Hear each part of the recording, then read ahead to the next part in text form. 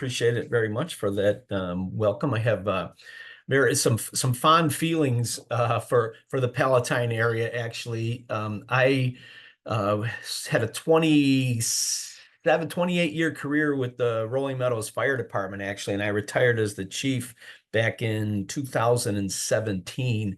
And my retirement job, among others, I have a couple little things that I do, and one is I'm a financial literacy educator for Consumer Credit Counseling Services of Northern Illinois. It's a wonderful organization. That's why I work here. They're also a nonprofit, and we do some cool stuff. So today we're going to talk about budgeting for the holidays and getting our finances ready for the holidays. But I would like to take just a few minutes.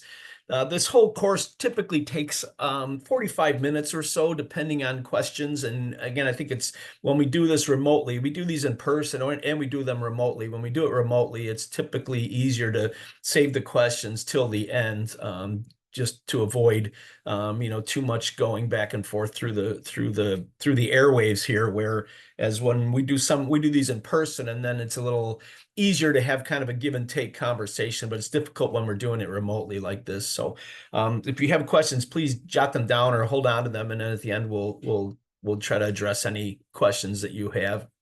Again, our organization is Consumer Credit Counseling Service of Northern Illinois. Just a quick intro about what we are and what we do. We're a nonprofit. We have offices in Woodstock. We also have a satellite office in Elgin. We do in-person sessions, such as the one we're doing today in McHenry, Lake, and Kane counties. However, with the beauty of Zoom and technology, we're able to do these remotely now all over Illinois, and we really do, and it's kind of cool. But our organization, we do two things really. We do individual counseling, personal financial counseling, and then we also do these educational sessions, these 1 hour, 45 minutes to an hour educational sessions, and our organization is certified through HUD to be certified housing counselors. So we have that certification.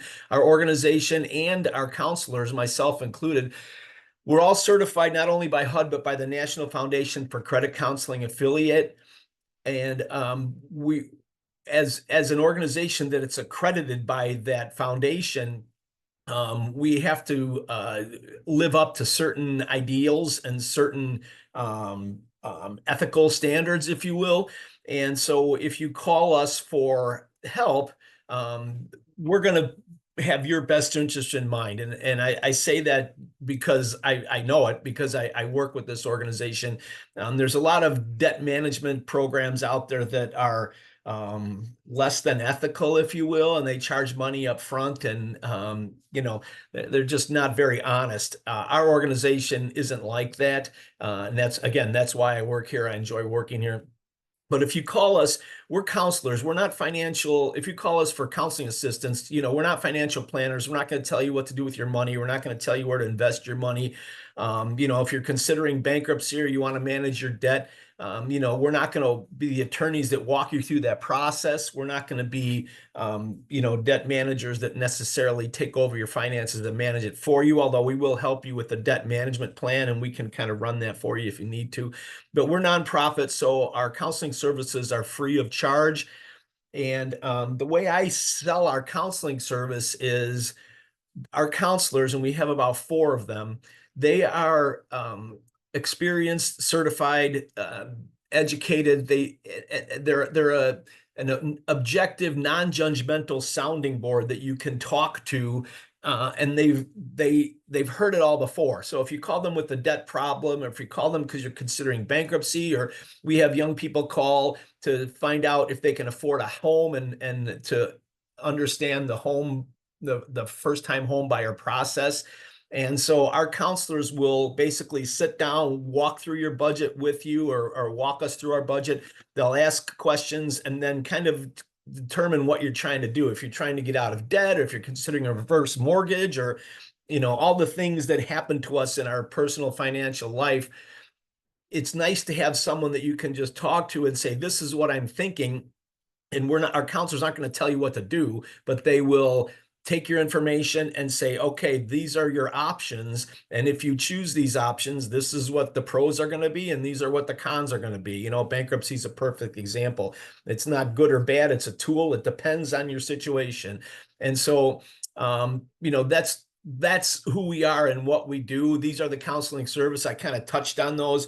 Mostly what we work with is people who have some debt problems. If people need to get out of debt, we'll sit down and work with them to create a budget that includes some savings and some money allocated for reducing that debt. And we'll put together a plan to help you manage your debt, or we can do it for you.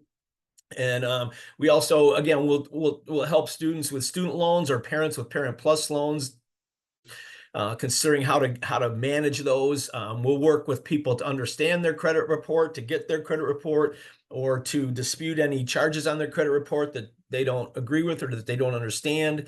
And overall financial counseling. That's what our counselors do. That's the side of the organization that I'm not on. But those are our counselors that will work with people individually, and all we have to do is a phone call. And because we're nonprofit and grant funded, we don't charge for those services. I'm on the financial literacy side, and that's what we're talking about today. We do these educational outreach sessions. Today is budgeting for the holidays. That's one that we do on a regular basis. We also have a number of these programs using, a slideshow, including talking about things like reverse mortgages, renters' rights, home purchasing, some saving strategies, banking. We have some basic banking sessions that we provide to people, and we do these to a lot of organizations similar to Elderwerks. We work with townships, we work with senior centers. We do a lot of work with addiction recovery groups, helping people get back on their feet following, if they're working their way through an addiction situation. We'll also help with Home of the Sparrow, which is a home for single mothers who have been subject to domestic abuse. So we do a lot of cool things in our organization, and financial literacy is the side that I'm on. So today we're going to talk about budgeting and how to fill our stockings without emptying our pockets, and how to incorporate, a holiday expense into our personal financial plan, or our personal financial budget. And so how do we do this is our organization's the monthly budget for. We talk about having a monthly budget that we stick to as much as possible, that incorporates different components. There's the fixed component of a monthly budget, which would be something like a rent or a mortgage payment that's steady every month. There's the variable components of a monthly budget, such as our utility bills, maybe our grocery bills. They might vary slightly from month to month. And then there's what we call the periodical expenses, which are those expenses that come up, once or twice or a year, maybe quarterly, things such as our real estate taxes. If we own property, they usually come out twice a year. Registration for our automobiles and for our vehicles, that usually comes out once a year. Some insurance premiums are paid on an annual or a quarterly basis. So those are what we call periodical expenses. And the holidays is certainly probably the biggest periodical expense that most people encounter during their financial process, or their financial progress through life. So that's what we're really going to talk about today. I kind of touched on who I am. I graduated from Eastern Illinois University way back when, decades ago, in the last century, actually. I had a degree in psychology. And then later in life, I went back to school, actually, when I was working with the Royal Meadows Fire Department, and I obtained a master's in business administration from Robert Morris University, which has since merged with Roosevelt University now. But I talk about, we talk about financial security, which is having freedom to have options. And so that's really what our organization is trying to help people get to that point where they can have options and they can do things.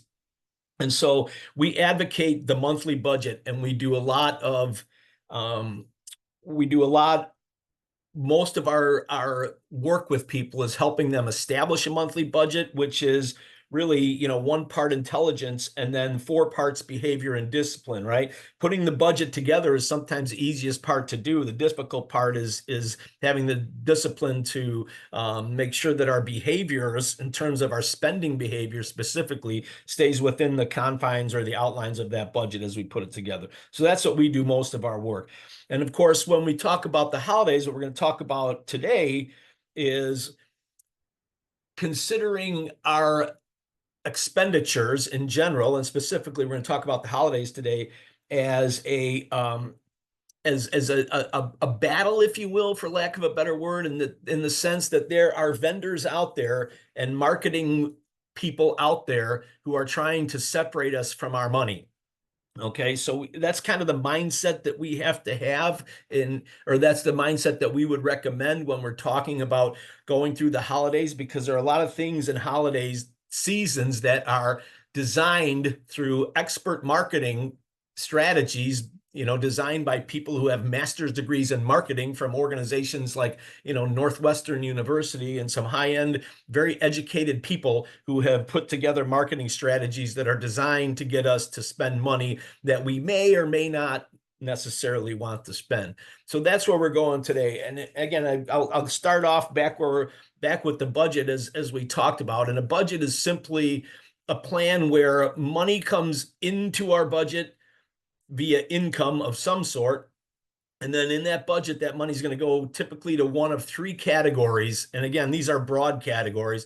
So it's going to go to our expenses. And I already talked about, monthly, we typically have fixed, variable, and periodic expenses if we're following a monthly budget or a annual budget or a weekly budget or whatever our budget, however it's constructed.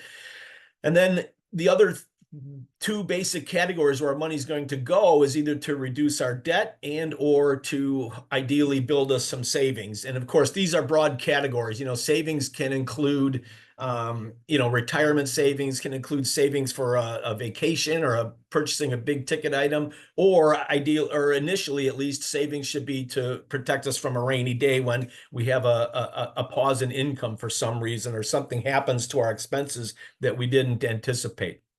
So that's what we start with, and that's what we focus on in our organization in terms of having a plan. And so today we're going to talk about how we put the holidays into that plan and have an accurate number, correct? So if you consider the holidays to be a periodic expense that we're going to spend every year in December, to put that into a monthly budget, we have to determine how much money are we going to spend this holiday season, divide it by 12, and make sure that every month we're putting some money into savings that roughly equates to 1/12 of what on the holiday.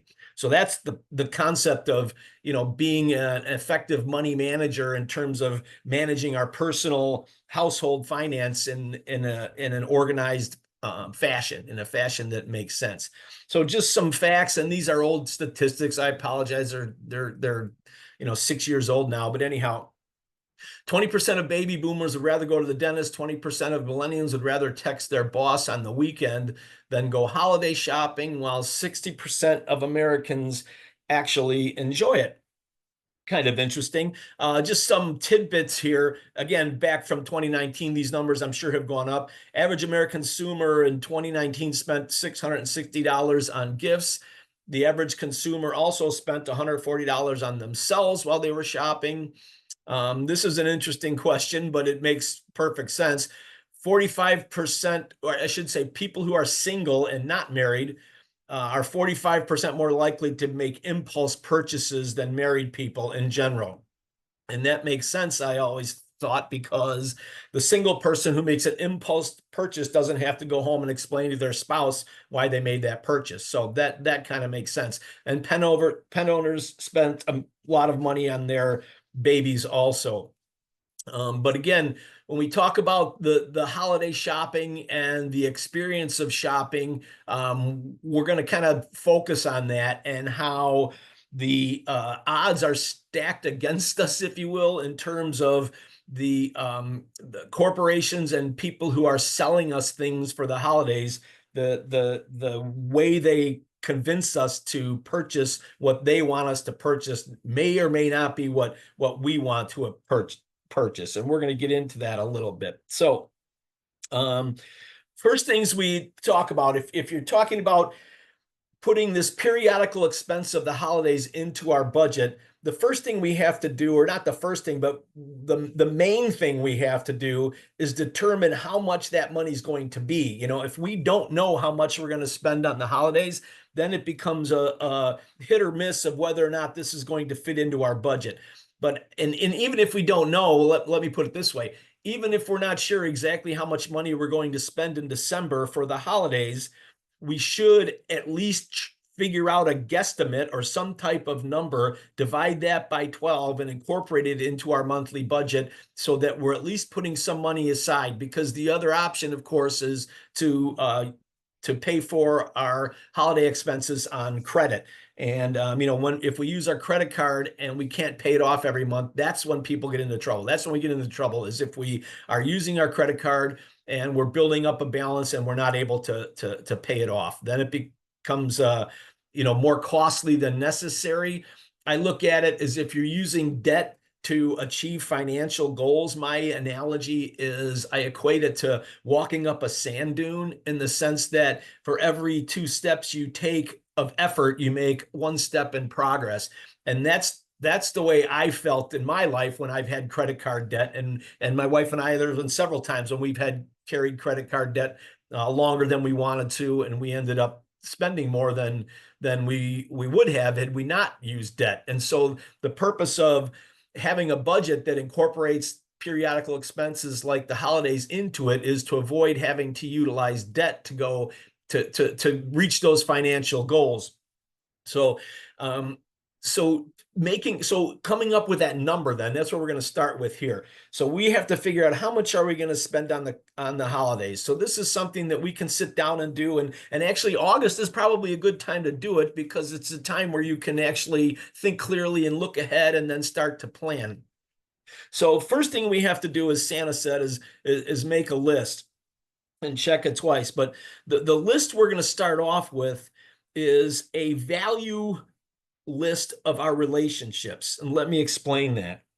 What we would suggest to be organized in how we go about spending our holiday money and buying gifts for people is to make it consistent and fair, right? Because we want to be fair when we're buying gifts. If you have kids, you certainly know if you spend more on one child than the other, that can cause problems in a variety of factors or a number of different ways. So we want to be fair. So what we recommend is putting a value on your relationship. So for instance, let's say we're going to buy gifts for people. And we decide, okay, obviously we're going to spend more money for certain people than other people, correct? Or we're going to have, and that's the value that we're talking about. So we would say, determine who you're going to buy gifts for, and then figure out who's going to get the bigger gifts than others. In other words, let's say put a top priority value on our immediate family, right? Because that makes sense. Typically, we spend the most money on our immediate family members. So that would be like value number 1. So value number 1 would be our spouse and our children, let's say, and maybe our parents. Then we would say, what's our next value would be a lower value. Value number 2 might be distant family, maybe adult siblings or cousins or aunts and uncles, things like that. Priority number 3 might be our best friends. Priority 4 might be other friends. Priority 5 might be neighbors. Priority 6 might be coworkers, things like that. But list the people who we're going to buy for, and then put a value on those. And you don't have to put a number value, but just say these people are the top priority. Those are the next priority. And once you're there, then start talking about figuring out how we're going to set price limits on all of those categories, if that makes sense. And that ties into then how much money we actually have or how much money we're planning on spending for the holidays. And of course, when we're talking gifts, we have to include wrapping and shipping and costs and cards and things like that. Okay, ribbons and bows, etc. So that's kind of step one is start to figure out who we're going to buy for and who's going to get the the levels of money that we're going to buy in terms of the gifts for those people. All right. And then step two, of course, once you have those priorities and those values on the relationships, then figure out our cash. How much are we going to spend on the holidays? How much do we have? And again, this is a good time to do this in August when, we can start putting away some money, hopefully. But step two is to count our cash, set an overall amount for what we're going to spend on those holidays. And then that becomes our budget, right? It becomes a budget item in our monthly budget. If we say, just for example, we'll keep it simple, we're going to spend, $2,400 on gifts this Christmas. Okay, well then $200 a month we have to put aside, in theory and in reality, actually, if that's what we're going to do. Okay, and if we're not sure, if it's not exact, we recommend at least have a starting point, so we're at least putting some money away. And of course, the second thing we have to keep, a couple things along those lines that we have to keep in mind is things like holiday decorations. Those can be very expensive. If we're hosting a family or if we're gonna, have the turkey dinner at our house for Christmas, then that's going to be a few $100s, I'm sure, easily, depending on how many people show up and those other factors. Use our bank account statements, and if you have those online, or look at, to figure out what we spent last year, or, to have an account of what we're spending on, review those bank statements. We work with a lot of people with their personal budget, and what from memory people write down, myself included, in the budget. Oh, this is what I spend on gasoline. This is what I spend on coffee. This is what I spend here. Once we add all that up, and then compare it to what's actually on our bank statements or our credit card statements, that's a rude awakening for a lot of us. And we realize, oh boy, there's a lot of things that we forgot to record on our. The most accurate statements are the bank statements or the credit card statements, in terms of to find out how much we're spending other than via cash. Okay, so some facts here, and you could read those. All of these items, the music, the smells, the today and today only sales signs, the Black Friday, Cyber Monday sales, all of those things that associate with holiday spending are by design. It's not an accident that you smell the caramel popcorn when you're walking through the mall at Christmas time. It's not an accident that the sales are hyped up over Christmas, and there's an emotional component there to compel us to say, oh my gosh, 50% off, we need to buy this now or it's not going to be there tomorrow. And again, the point being to get us to separate us from our money, for lack of a better word. And I just a quick little story, as you can read these little tidbits here of information. One of my friends way back in college, who also graduated with a degree in psychology from Eastern Illinois University, who happened to have a straight A grade point average, unlike me. When we graduated, I said, so what are you going to do, Dan? And he said, well, actually, I'm going to Northwestern University. I'm going to get a degree in marketing. And it took me off guard at the time. I was just a kid, but I said, Dan, why'd you get a psychology degree if you want to go into marketing? Why didn't you get a degree in, business or finance or something like that? And he said, Scott, marketing has nothing to do with numbers. He said, marketing isn't that part of a business. It's not accounting. Marketing is psychology, right? Marketing is getting people things on impulse. Okay. And so my point being, the marketing agencies and the marketing components of the sellers and the producers and the retail markets, or the retail sales people, retailers, they're very educated and they're very experienced, and there's a lot of effort going into these little things that we're looking at here: the 50% off sales, the music, the smells, the Black Friday. It's all about emotion, right? And pumping emotion into us to get us to that fight or flight, you know, primordial desire where I have to do something, right? So there's something happening and I have to respond. And again, the response when they say, "Hey, this sale ends tomorrow, so if you don't buy it today, you won't get it tomorrow." That's designed to go to our primordial fight or flight instincts that says, "Oh my gosh, something happened. There's a stimulus. I have to respond. I have to respond now."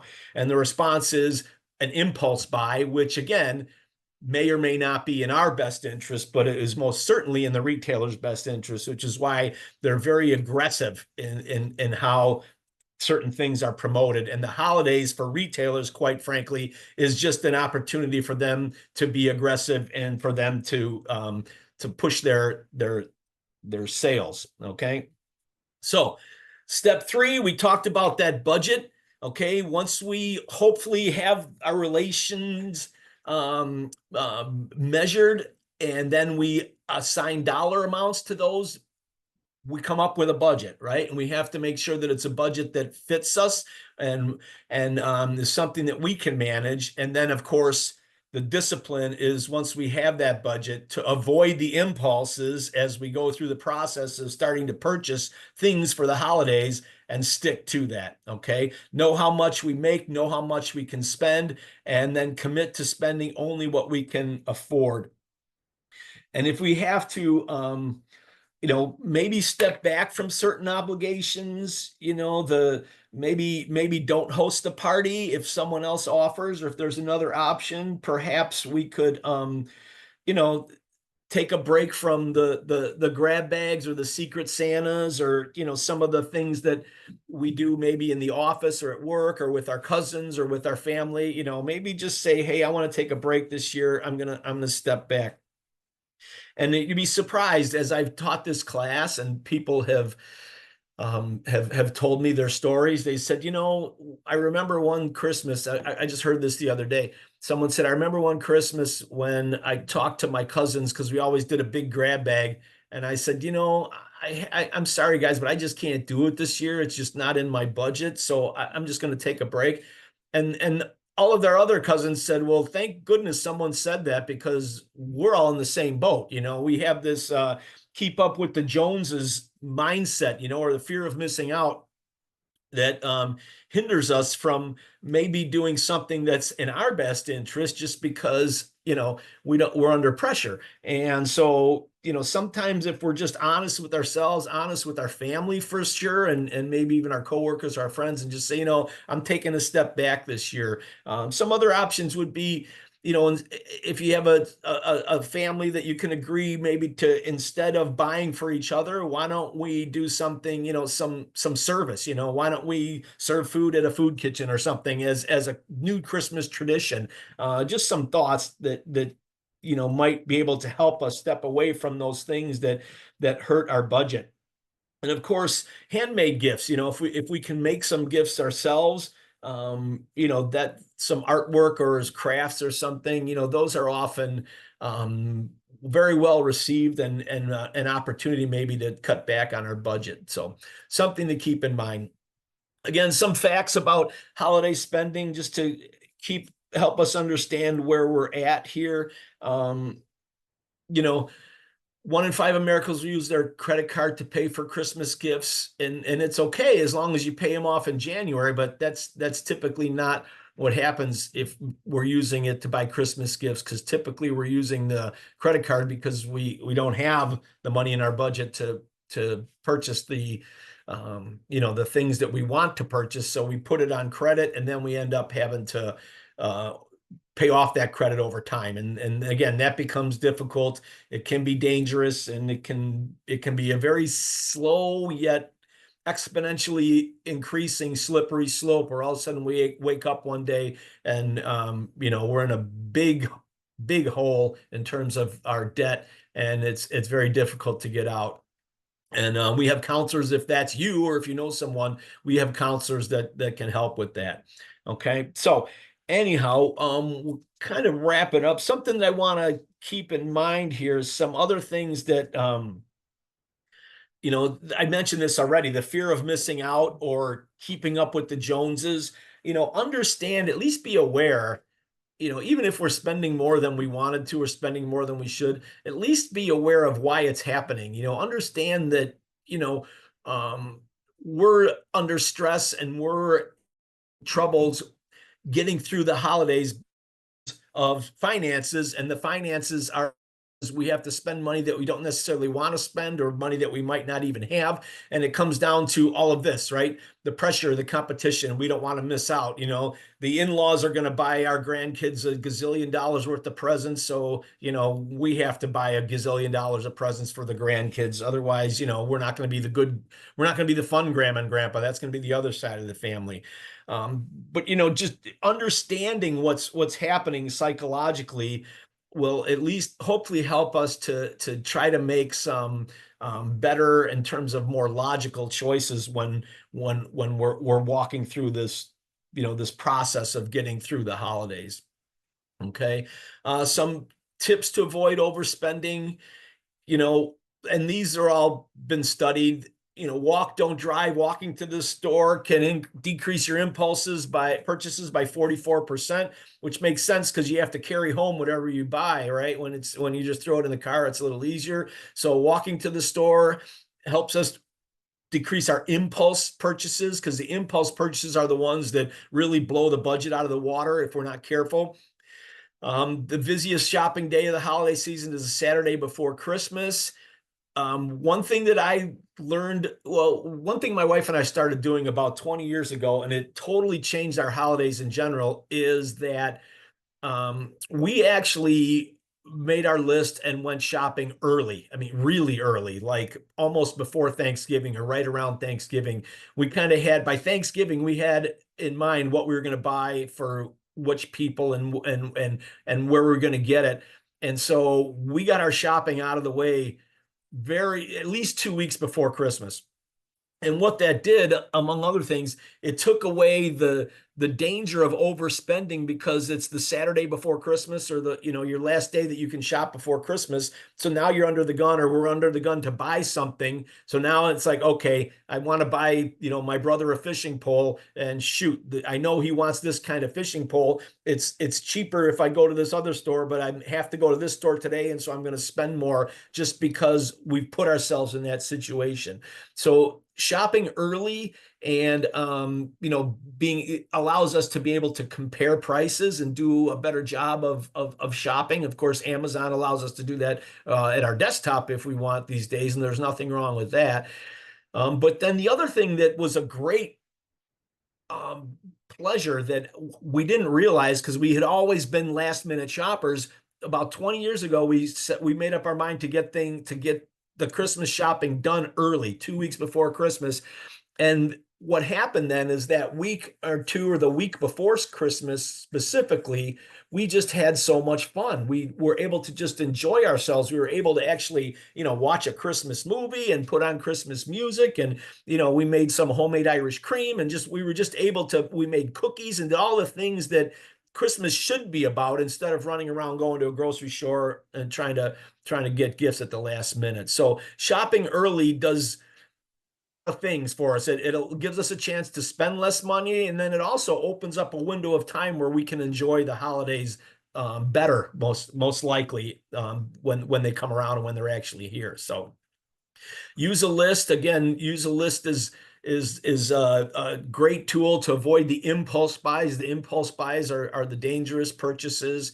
Be a savvy shopper. And again, if you have time, that makes a big difference, where you can match prices and you can utilize apps on your phone. And technology is our friend if we use it, right? Amazon, apps on our phone will help us buy things. We can log on to other department stores and see what they're selling the same product for, and utilize that to get the best price for ourselves, and to keep our money in our wallet as much as possible. And then, of course, focus how you want to feel in January, correct? I mean, again, for many, many, many years when we were younger, my wife and I, we had kids and we had to spoil them. So we put a lot of money on our credit cards at Christmas.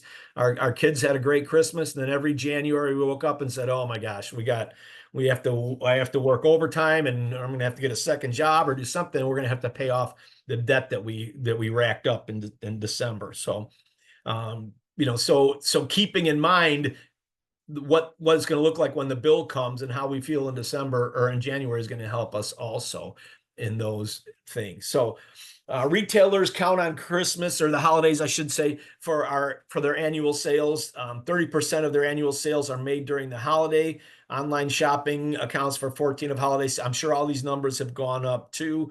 And just a tidbit, retailers consider 10% of their holiday returns as something that was fraudulently purchased. That's a different topic. We do have a topic called scams and schemes that we do, which is pretty popular, and that talks about some of that stuff.